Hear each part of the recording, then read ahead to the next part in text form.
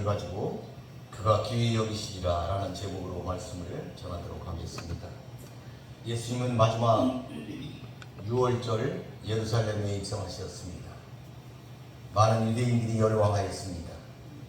종려나무 가지를 흔들고 반기며 나귀를 타고 입성하시는 예수님을 보기 위해 길거리로 쏟아져 나왔습니다.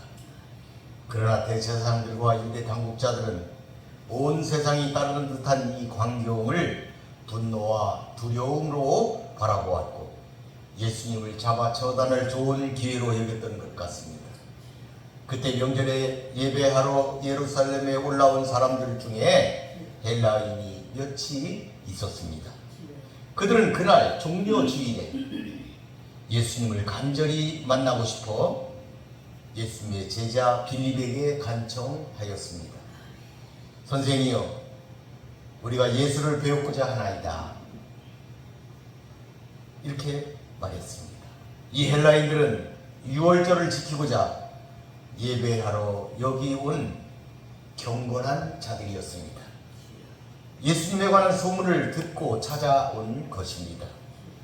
예수님은 이 경건한 이방인들에게도 높임을 받았음을 잘 보여주고 있는 장면입니다. 정말 온 세상이 저를 쫓는다 라는 말을 실감할 수 있는 일이었습니다. 그들이 찾은 빌립은 고향이 갈릴리 바닷가에 있는 베세다, 같은 고향 사람 안드레 베드로와 친구였습니다. 그래서 빌립은 안드레에게 말했고 안드레와 함께 이 소식을 예수님께 전하였습니다. 이 기록은 예수님이 이방인의 구원도 소중하게 생각하심을 잘 보여주고 있는 기록입니다. 복음은 유대인들만을 위한 것이 아닙니다. 온 인류를 위한 것이었습니다.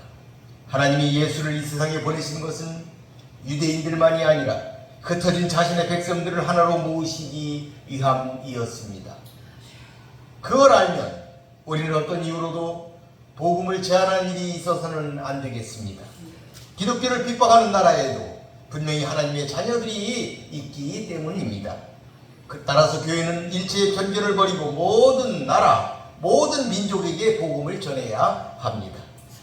오늘 본문은 이런 헬라인들이 찾아오자 예수께서 그들에게 자신이 세상에 온 목적을 알려주신 것입니다.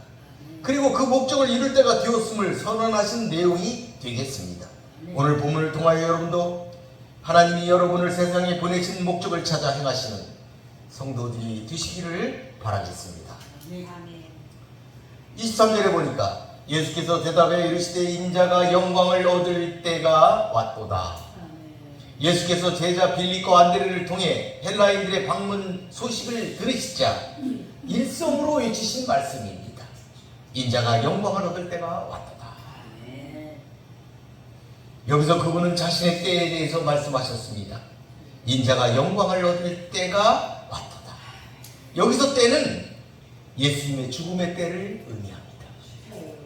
예수님이 말씀하신 때, 원문은 호라인데 그분이 영광을 얻으실 수 있는 최상의 시간이었고 하나님께서 정하신 바로 그때이기도 하였습니다. 지금까지 예수님은 그때가 아직 이르지 않았다고 늘 말씀하셨습니다. 그런데 지금 여기서는 예수님께서 때가 왔다고 말씀하십니다.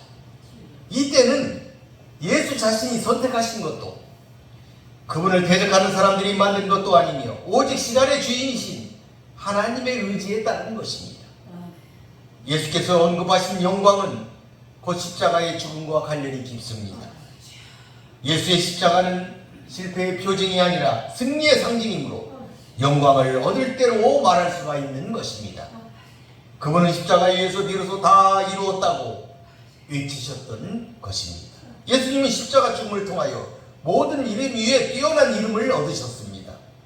헬라인들의 면담 요청을 받고 자신의 영광을 얻을 때에 관해 이같이 의미심장한 말씀을 하신 것은 자신의 죽음이 임박했음에 대한 자극과 더불어 이를 통해서 나타날 영광스러운 결과들을 예상하셨기 때문입니다. 여러분도 때를 분별하는 은혜를 받으시기를 바라겠습니다.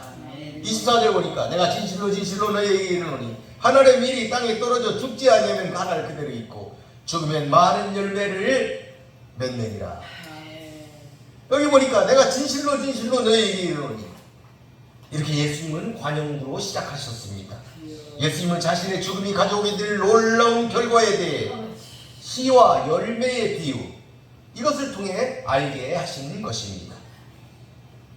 이 본문 후반부는 그러나 만일 그것이 죽는다면 많은 열매를 맺는다 인데 맺는다는 것 맺는다 땅에 떨어져 죽은 씨앗에서 열매를 맺는 것은 변치 않는 진리다 이것을 말하는 것입니다.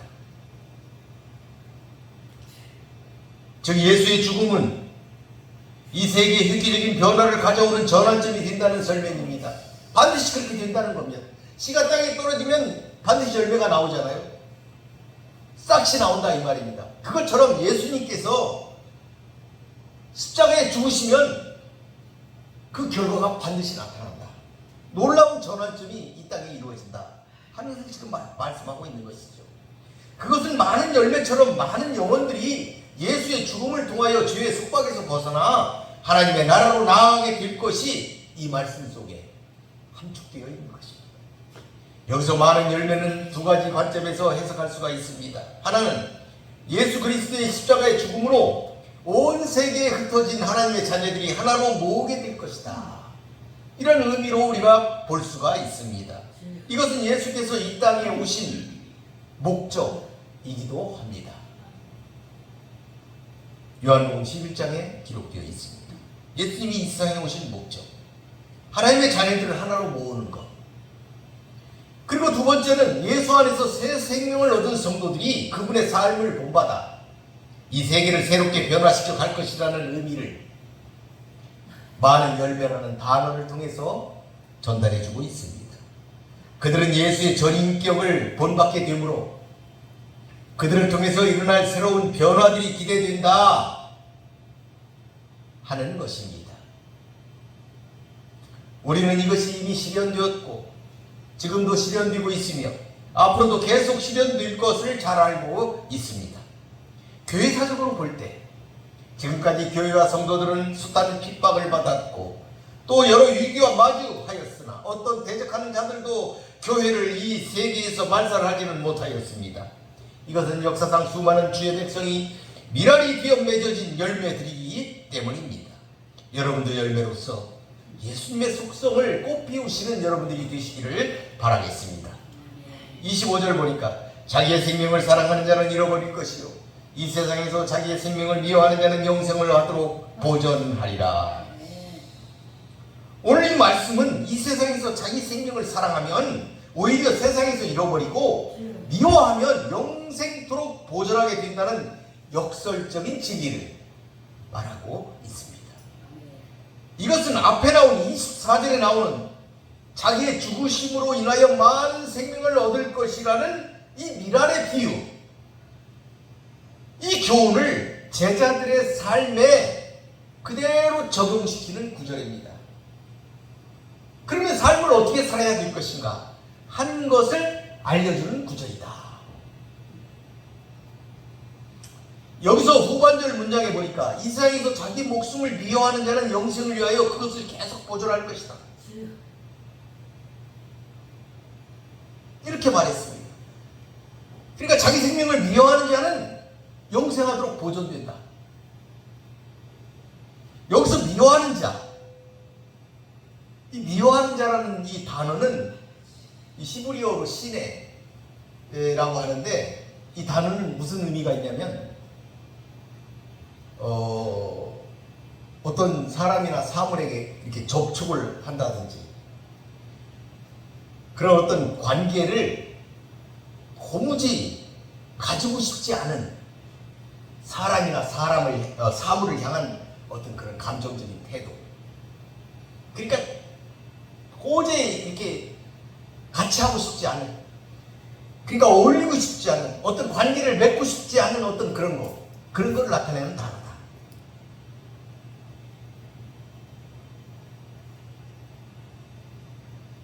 근데 근데 이 단어가 어디에 쓰였냐면 여러분, 하나님께서 타락한 자기 백성들이 지키는 절기들, 타락한 백성들이 드리는 이 절기가 싫다는 거죠. 하나님은 이 단어를 써서 설명을 했어요. 나는 그렇게 싫다. 그리고 그들이 부지런히 드리는 희생제사, 여기에서 나타내신 반응이 이 단어입니다. 미워한다. 이 단어. 나는 그들과 이렇게 붙이기가 싫다. 접촉하기가 싫다. 관계하기가 싫다. 이 단어를 그때 썼다.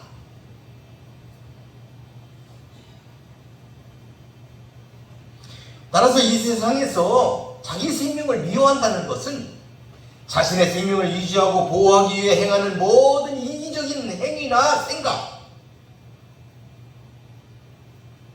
이런 것들을 버리고 이런 것들을 미워해야 된다는 거예요. 더 이상 미련을 갖지 않아야 된다는 것, 그것을 의미하는 것입니다.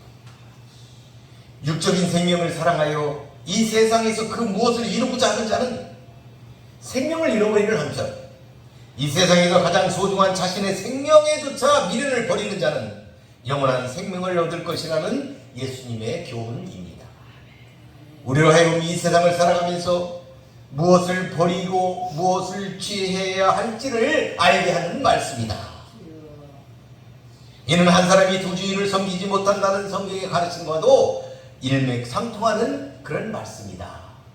이렇게 우리는 볼 수가 있겠습니다. 그런 의미에서 본절은 예수님의 제자가 되고자 하는 사람들에게는 반드시 갖춰야 할 자격 조건을 제시하고 있다. 바로 그것은 세상적인 자신의 생명을 미워하는 것이다. 세상적인 생명을 미워하는 것이 무엇인가?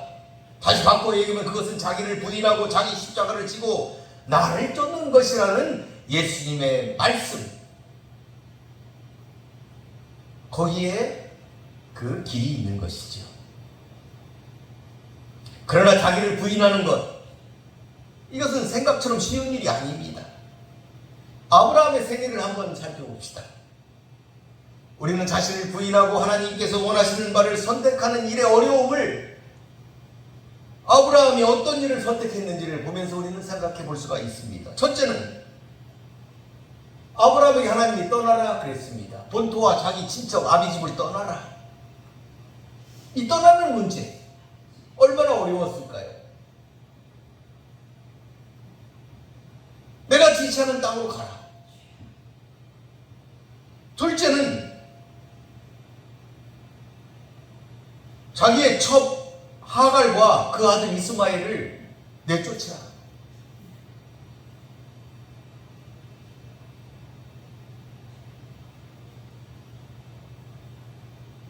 자기 아들인데, 그 이스마엘이 자기의 아들인지 알았는데 하나님이 내쫓으라 이렇게 말씀하시는 것이죠. 셋째는 어렵게 얻은 독자 이삭을 바쳐라. 번제로 바쳐라. 바치는 것도 그냥 바치는 게 아니고 번제로 바쳐라. 어느 것 하나 쉽게 결정할 수 있는 그런 문제가 아니었습니다. 그렇지만 아브라함은 결국 자기를 부인하고, 즉 자기의 모든 것을 희생하고 하나님만을 택했습니다. 그리고 아주 좋은 편을 택했기 때문에 그는 하나님의 약속과 축복을 얻게 된 것입니다. 자기의 소중한 것을 위해서 예수를 포기하는 사람도 있지만, 예수님을 따르기 위해 아무리 소중한 것도 기꺼이 버리는 사람도 있습니다. 영생을 위하여 나아가는 사람은 아브라함 같은 믿음과 순종의 사람임을 유념하시기를 바라겠습니다. 26절 보니까 사람이 나를 섬기려면 나를 따르라. 나 있는 곳에 나를 섬기는 자도 거기 있으리니 사람이 나를 섬기면 내 아버지께서 그를 귀히 여기시리라.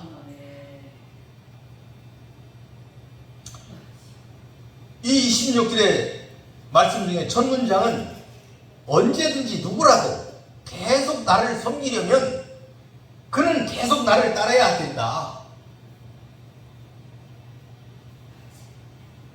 이게 원문 그대로 해석하는 겁니다. 나를 계속 섬기려면 나를 계속 따르라.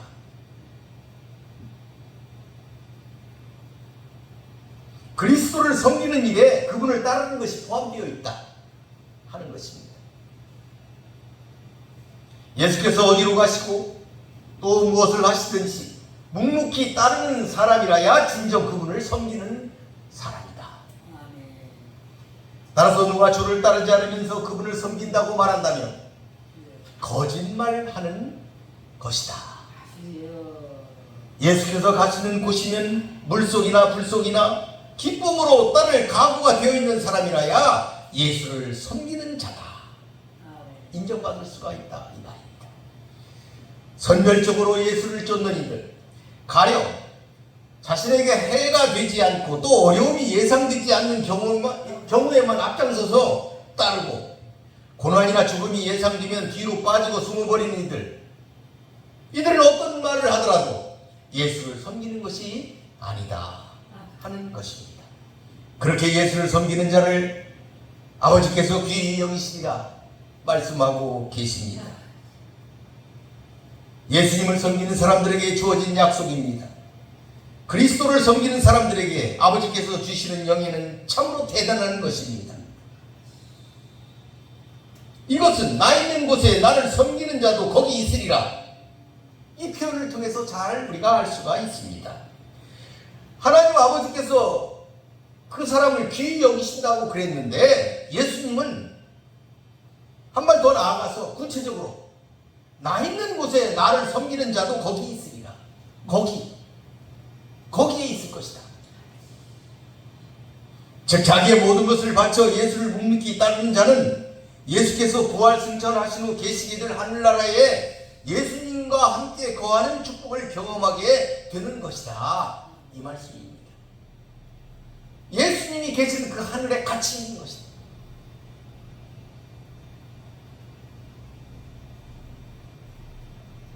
보좌에 함께 해주겠다 이렇게 예수님이 말씀하셨습니다.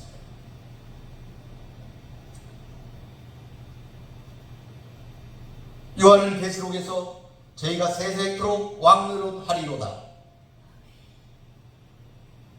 이렇게 묘사하였습니다. 예수께서도 이미 이와 유사한 약속을 제자들에게 주신 바가 있습니다.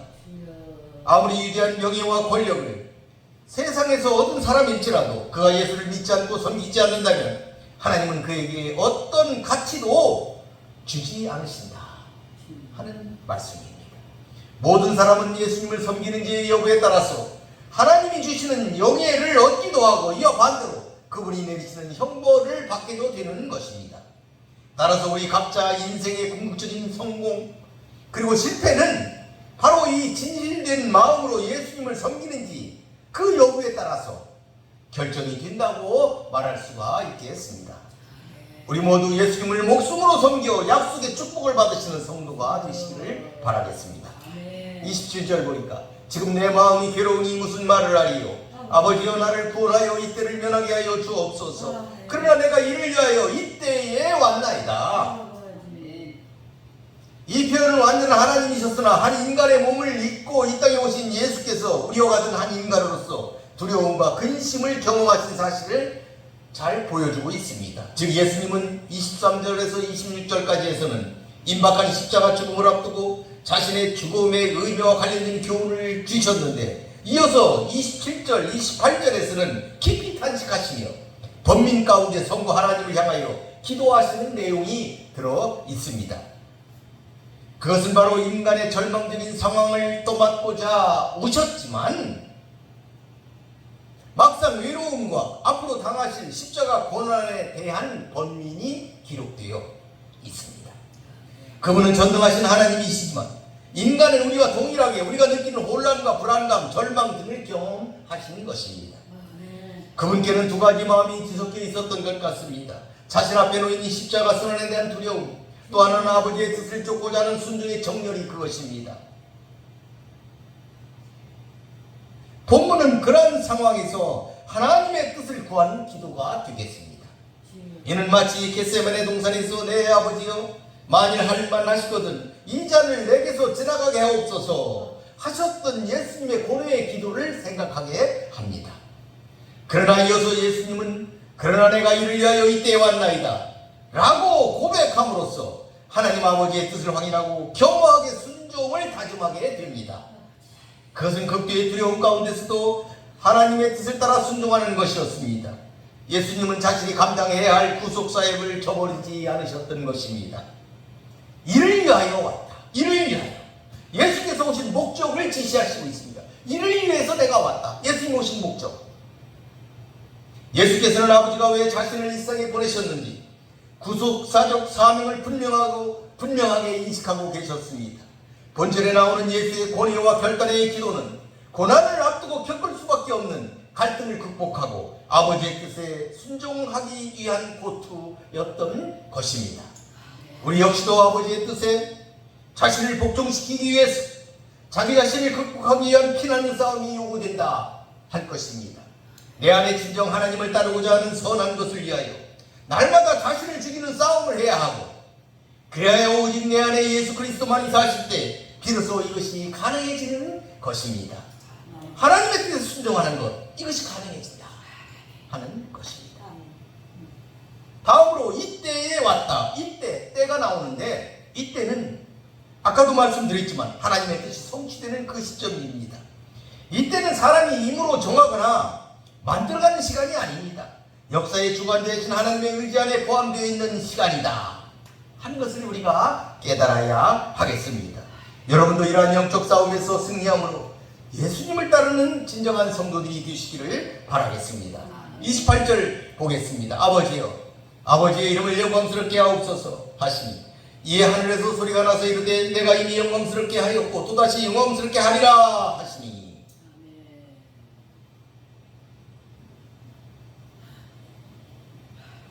오늘 이 본문의 말씀은 이게 뭔 말씀이지? 하는 경우가 종종 있었습니다만 오늘 이 본절은 아들 예수가 십자가 구속 사역과 관련한 간청을 하고 이에 대해서 아버지 하나님이 하신 대답이다. 이 가운데 예수님은 영광스럽게 하옵소서 라고 간청했다. 이렇게 기록되어 있습니다. 예수님은 지금 아버지께 자신의 이름이 아니고 아버지 당신의 이름을 영화롭게 하시기를 지금 간청하고 있는 것입니다. 여기서 우리는 예수님이 아버지의 이름을 중시하신다는 것, 거기에 주목해야 하겠습니다. 그분은 아버지의 이름이 광명으로 가득하게 되기를 간구하신 것입니다. 이는 제자들에게 가르쳐 주신 이름이 거룩히 여김을 받으시오며 라고 한 기도와도 일맥상통하는 그러한 문장입니다. 그러면 예수께서 그토록 소중하게 여기신 아버지의 이름은 무엇입니까? 이름은 사람과 다른 존재들에 대한 호칭이나 명칭을 나타내지만 더 나아가 그분의 존재를 뜻하기도 합니다.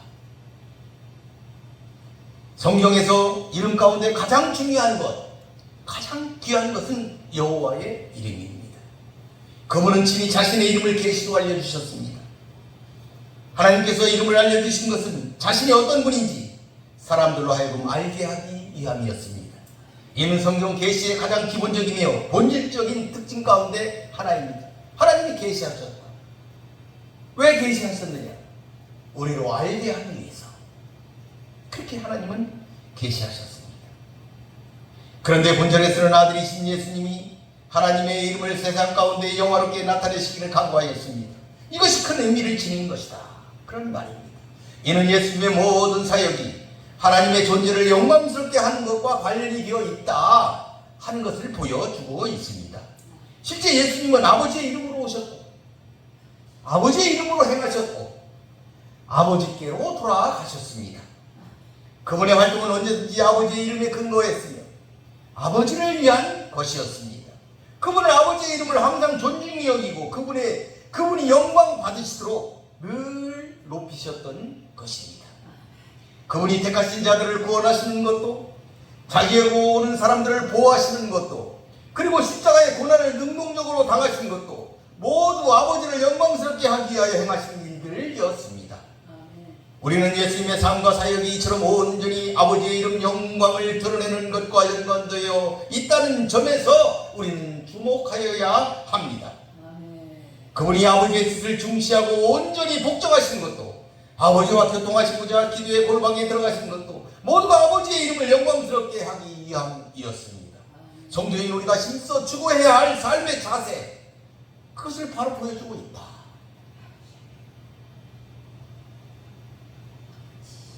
성경은 우리가 삶의 궁극적인 목표를 하나님의 영광에 맞춰야 한다고 가르치고 있습니다.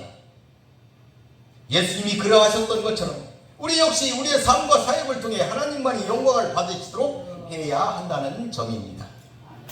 이러한 예수님의 간절한 기도에 대한 하나님의 즉각적인 응답이 하늘에서 나는 소리였습니다. 또한 이는 예수님의 사역에 대한 하나님의 또 한 번의 인준이었습니다. 예수님 공생에 있는 본 사건을 보면서 3번 하나님께서 말씀하셨는데 이는 모두 예수님의 사역을 인준하는 것이었습니다. 맨 처음에는 예수께서 세례 받으실 때 하늘에서 난 소리가 있습니다. 너는 내 사랑하는 아들이라 내가 너를 기뻐하노라. 예수님의 공생의 시작 시점에 예수께서 하나님의 아들이심을 밝히셨습니다. 그리고 그 후에 행하신 예수님의 사역이 신적 사역이다. 하나님이 기뻐하시는 일이 될 것이다. 이것을 밝혀주신 것입니다. 두 번째는 변화산에서 이는 내 사랑하는 아들이니 너희는 저의 말을 들으라 하셨습니다. 그리스도의 구속 사역에 대한 제자들의 깨우침을 촉구하신 것입니다. 그리고 본전에 내가 이미 영광스럽게 하였고 또다시 영광스럽게 하리라 하는 말씀으로 3번째 음성을 들려주셨습니다. 이는 표면적으로 볼 때 성부 하나님께서 아버지의 이름을 영광스럽게 하옵소서라는 예수님의 기도에 응답하여 이미 과거에 자신의 이름을 영광스럽게 하였고, 누가? 예수님이. 하나님이 보실 때 예수님은 이미 자신의 이름을 영광스럽게 했다 이 말입니다. 그리고 미래에도 영광스럽게 할 것이다 라는 약속입니다. 그러므로 여기서 하나님의 이름을 영광스럽게 하는 것은 예수의 사역과 연결이 되어 있다. 저희는 지금까지 행하신 그리스도의 모든 사역이 하나님의 영광에 부합하는 성공적인 것이었다 하는 것을 지금 밝히는 그런 하나님의 말씀이지. 동시에 이제 남은 사역, 십자가 순환과 부활 승천을 통하여서도 하나님께 영광을 받게 될 것을 예고하시는 말씀으로 이해하여야 하겠습니다. 이처럼 하나님께서는 예수님의 전체 사역이 일관되게 하나님의 영광을 이루는 것임을 직접 음성으로 밝히신 것입니다.